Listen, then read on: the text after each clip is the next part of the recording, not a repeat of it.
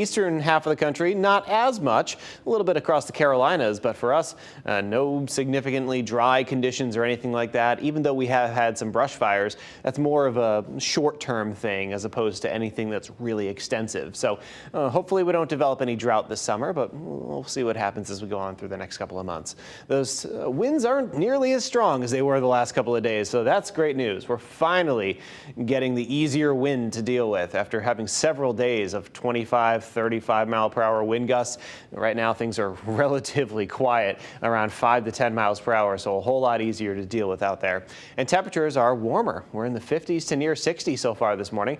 It is going to be a significantly warmer day as we get up to around 80 for several inland towns. The shoreline likely stays in the upper 60s to around 70, so just be ready for a little cooler weather right along the beach, but then you go just a few miles inland, it'll start to warm up pretty nicely. So the general idea here today in terms of the cloud cover situation is that the farther east you go, you'll keep a lot of clouds around. Farther west you go, I think we'll break for a good amount of sunshine. Right now, the cloud line is basically just in the eastern half of the state. Central and western Connecticut seeing some sunshine already, or some clearer skies out there. The sun hasn't officially come up yet, but brighter skies across central and western Connecticut than there is in eastern areas this morning.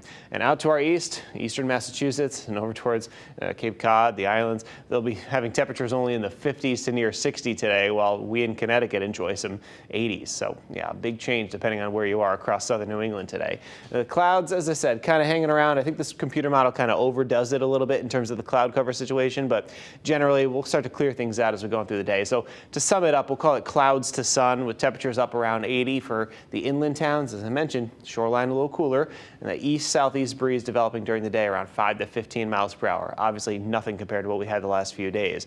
5:34 is the sunrise, 8:01 is the sunset today. Mostly cloudy skies tonight with temperatures into the 60-degree range, so once again a fairly mild night. And the warm weather continues. Tomorrow, staying in the 70s. It's not going to be as warm as what we have today.